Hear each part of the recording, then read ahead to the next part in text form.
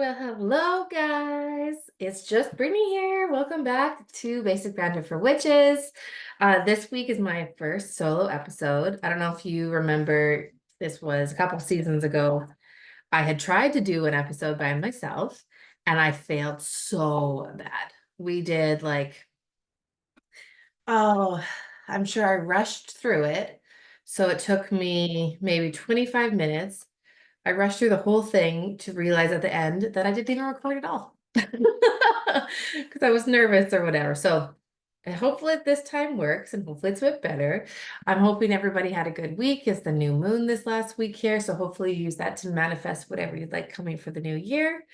I definitely myself have been not struggling to find out what I want other than it's one of those things, right? You're like, oh, well, if I had $1 million, what would I spend it on first? That's what I feel about manifesting is what is something amazing that I would like to have other than, you know, the more not simple stuff, but the things that you are happy to already have, like good health, um, love surrounding you, the love in your family, friends, relationships, of all that.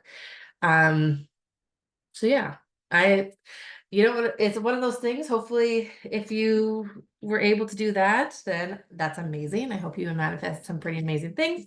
I hope it all comes your way. I'm excited to hear if anyone wants to share any of their fun manifesting things, please give us a shout. So today I have gone through the more like my tarot side. As you guys had heard in the last episode, I've started to teach officially. It comes by request only, just because I don't obviously have a lot of time in the world. So if I want to be able to share that amazing gift with everybody, then just hit me up and I will find a time that works for both of us. So, with exploring tarot that much deeper and creating like a handbook and all that stuff, I had realized that there's a couple things that just go in so much deeper that you really wouldn't be able to get through in a like 2 to 3 hour class because there's so much more to focus on. So, what I'm focusing into today with tarot is going through the major and minor arcana and the court cards. So, you'll have to listen to me reading a little bit as I was making my own notes, but I definitely want to reference the one of the amazing books that I have. It's Tarot Made Easy by Kim Arnold. It is so freaking thorough. It's such an easy read. I definitely found as I've had this the last couple of years, it just helped me gain so much more strength in my reads when I do tarot versus oracle, or if I feel like my messages through tarot could be a little bit deeper, then I can refer to this book and be like, right, obviously. So that's easy to get your hands on. I'm sure I got it from thebookoutlet.com, which is the like unreal website for cheap books, or I'm sure you could find it at your local bookstores like Indigo, Barnes and Noble, all those fun places. So let's jump in. So when it comes to tarot, they have the two major sections, like I mentioned, major arcana and minor arcana. Starting with the major arcana, this is 22 cards. They are often referred to as trump cards. They relate to the major issues in our life and focus on where we are in our journeys. Each major arcana card has a name and a number which are significant in a reading. So these ones, think about the like the Joker, the Death card, the Devil, all of those types of big name cards in the tarot deck. That is what the major arcana is. So there are a couple uh, cards here that are considered more of the scary cards that you're like, oh, I don't want that in a reading. That can only mean bad things. But when it comes to any of the cards in general, especially the ones that we fear, there's always a positive message to be found, even if it's dealing with a situation that we'd rather avoid. So the fear cards, the top four are the Death card, the Devil card, the Tower, or the Moon. So the Death card predicts a closure or an end of a situation. So it doesn't necessarily mean that you're going to die. It just means that there is an end. So if you were, say, you were doing a reading on someone or yourself and you were going through a pretty serious sickness, that would mean that that sickness is coming to an end. So it doesn't mean that you're going to go anywhere. It just means that there is closure finally happening. The devil card is unhealthy attachments. So when that comes up, that is definitely a good time to reflect of who is in your circle, who's in your life right now that maybe wouldn't be the best idea to keep them around. Maybe it's time to let them go. The moon card wants us to be careful of gossip, lies, and deceit. So again, look at your circle. If this card comes up and you're wanting to know about a certain situation, or if there's any messages that need to come through, that is a card to be careful of, so you can reflect and say, who is in my circle that's not bringing me my greatest good? And then last, the Tower card. This means sudden change, and it encourages us to let go and start again. So they can come off pretty intimidating, but it doesn't mean that they are going to be harmful to you. So when it comes to, so that is the major arcana. The minor arcana consists of 56 cards, and these relate more to like mundane aspects to our life. So these are the 4 suits. These are the swords, pentacles, wands, and cups. So these are actually all associated with the elements too, which Jessica would love. The earth, wind, fire, and water. So that was something that I had discovered as I was going through the tarot, is how much they actually did connect back to those amazing elements. So each suit has 4 court cards and 10 numbered cards. So we'll go through swords first here. Swords also represents air as an element. It represents our thoughts, our daydreams, ideas, conflicts, and strife. Wands is it is connected to the element fire. It represents ambition, drive, energy, and also connects to the work, to work and making change happen. Cups is the element of water. It represents emotional issues as well as such as our love life, family, emotional behavior, and how we deal with our relationships. And I feel like I just forgot one. Hold on. Where's my pentacles at?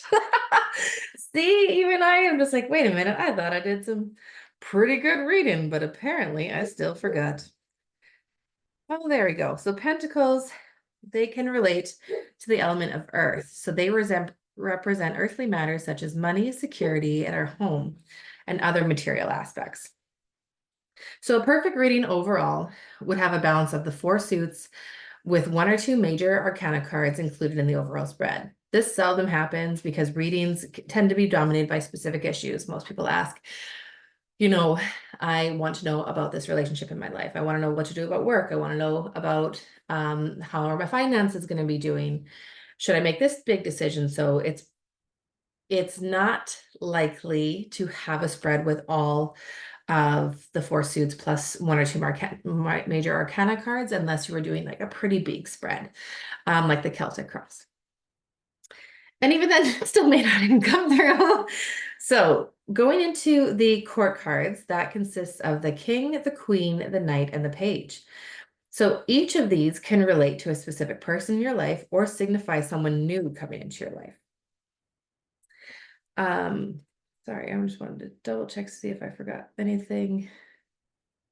Yes, going into, right before I go into each of the court cards there, I just wanted to do like a quick little read from my book here, saying that when it comes to a certain card or a suit maybe dominating your reading, this is kind of what it means. If pentacles dominate a reading, it indicates that the situation is too grounded and there's no flexibility enabling the question to find alternate solutions. If swords dominate, then it signifies that there's too much thinking and not enough action.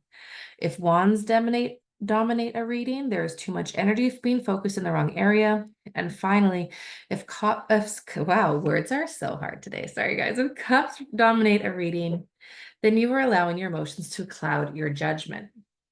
So keep that in mind when you do find you're doing a spread for yourself or for others, that if it is one suit heavy, try to reflect back and to this and to each of those the minor arcana cards or the suits, sorry. So that way either yourself or your person that you're reading to can just investigate further of why that could be. So going into the page, this is the lowest order of the court, but it represents news of all kinds, such as new relationships or work opportunities. So this card can relate more so to children or someone younger than you. This card can represent male or female.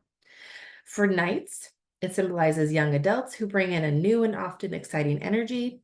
Knights have the ability to move things along with great speed, or it can halt everything and postpone events. So this card can also be or represent a male or a female. The queen represents mature women, someone more so or older than you. For example, it could be our moms. This card, this queen represents a great deal of wisdom, very knowledgeable, and is emotionally strong. This card always represents someone female. And then we have our king, which represents mature men. For example, it could be a father figure or an authority figure like a teacher, someone you would normally seek advice from. This card, the king represents someone to be just as wise as the queen, but it holds more authority and can often appear a bit more intimidating. So that is just like a quick little go through of major and minor arcana. I had picked I had picked out a different deck for today originally until I thought, well, you should probably pick a tarot deck and not an oracle deck. So I chose my Fountain Tarot. It's so different with Jessica not here. I miss our banter. So whatever happens, happens. But I'm going to ask our guides here to see what messages need to come through this week for you nice and clear. And I am very curious of who is going to come out to join us in this deck right away.